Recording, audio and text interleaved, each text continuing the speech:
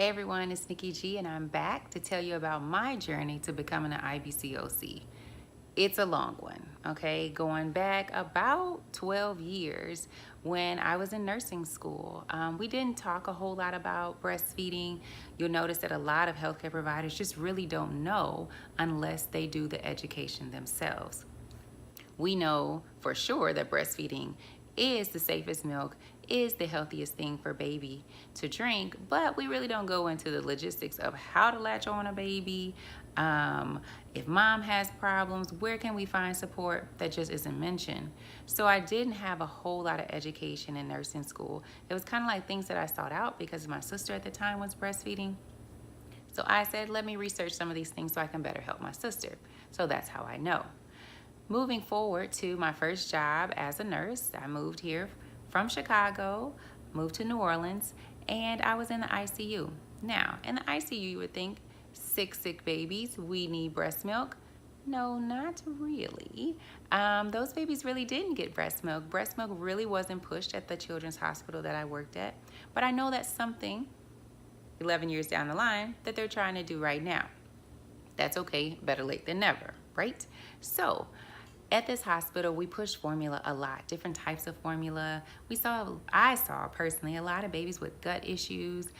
They had yeast and difficulty having bowel movements, parents not even knowing how to mix formula, but mom still lactating. Why didn't we push breastfeeding? Well, unfortunately, we didn't have any lactation consultants on staff, as so I was told. And with the minimal knowledge that I have and being a new nurse, not a whole lot of people listen to me. So that's okay. I continued with my little education that I had, went on to get my master's degree in nursing to become a nurse practitioner. Now during that time, that's when I really got into breastfeeding, into lactation support, into women's health issues, because I saw it firsthand as a provider. So as a nurse practitioner, I can assess, diagnose, and treat my patients, whether they need a medication, whether they need a diagnostic test, whether they need a lab order. I can do all of those things. So I saw lactation from a totally different standpoint. And it made me more intrigued and more willing and wanting to help the patients that I serve. Now, I started in geriatrics. Don't nobody need lactation in geriatrics. And that really wasn't my forte. They didn't really listen to me and they thought I was a little girl. And I said, well, let me go to my roots of pediatrics.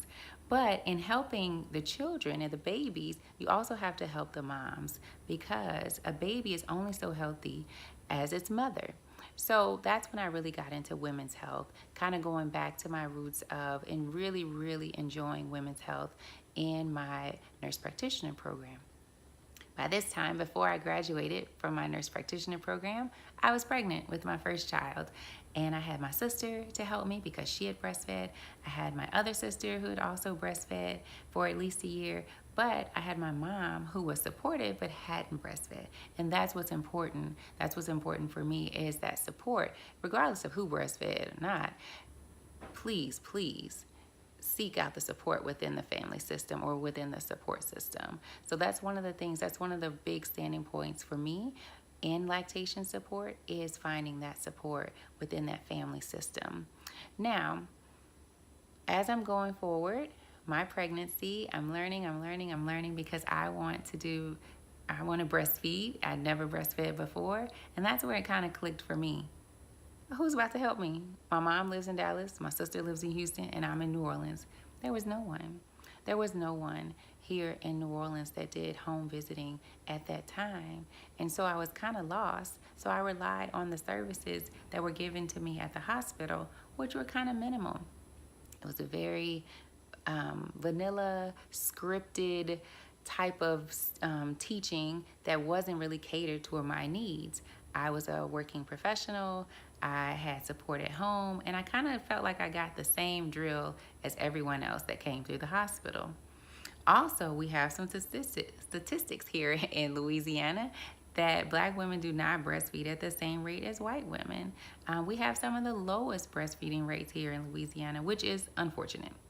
So that being said, I had a few strikes against me. I wasn't getting the breastfeeding support because it wasn't there. And then also I was a Black woman, and statistically, I wasn't supposed to breastfeed in the first place. So that kind of made me super sad. So I had to pull from my own education, which is kind of hard when you're in the moment because you kind of forget those things. You're trying to be mom and not the healthcare provider. I got it down. I was able to breastfeed for 6 months until I had postpartum depression really, really badly, and I was not able to continue my breastfeeding journey. That bothered me.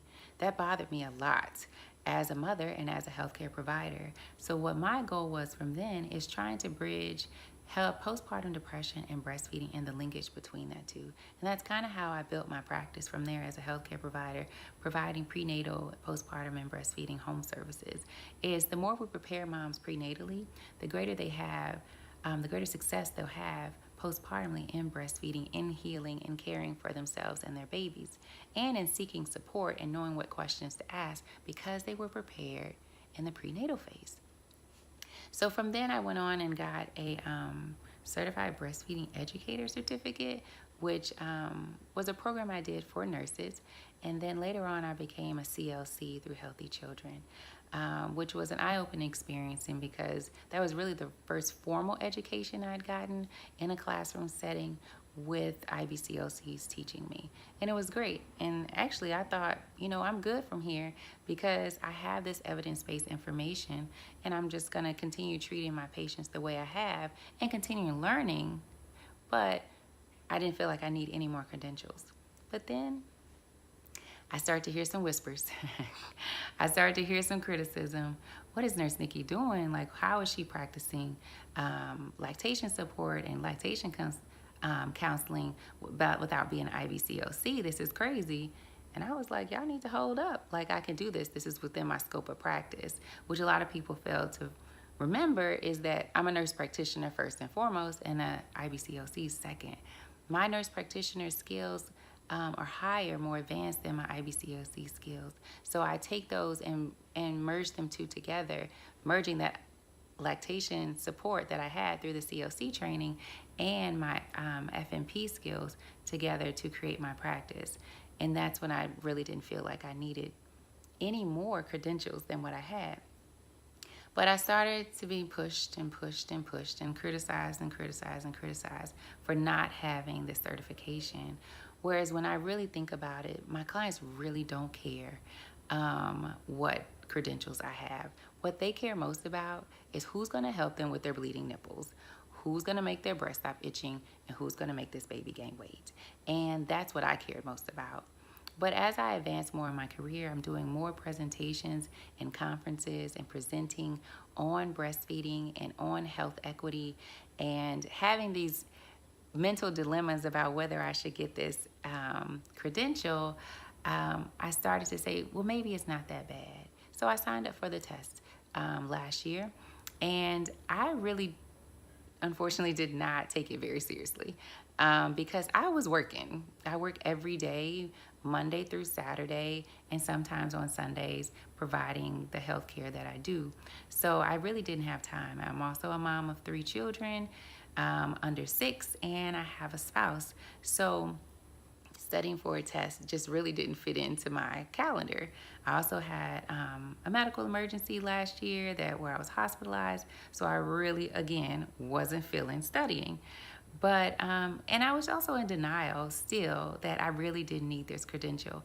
But it took for my brother-in-law to tell me, this ain't about you.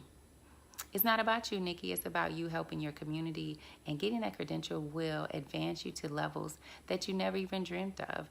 Afford you a seat at the table for the discussion about health equity and breastfeeding disparities and things like that. And I thought I was already at the table, but apparently you just need that credential in order to strengthen your voice. And so that's what I did. I took the test this year, April 2nd, and I got my results a few weeks ago, and here I am, an IBCLC. So again, we would love to hear about your journey to becoming the lactation professional that you are now, whether you're a WIC peer counselor, a La Leche League leader, or whether you're an IBCLC. We want to hear about it, but we also want to help you get to that next level if you choose to do so. It's totally up to you, and I don't want anyone to pressure you if you're not ready. We do want to let you know that we provide evidence-based support. We are not pulling this information off the wall. We're not pulling it from wives' tales. We're pulling it from the research, and we want to help you move to that next level. We hope that you follow us along this journey as we take it with you. Thank you again for tuning in, and we'll talk to you soon.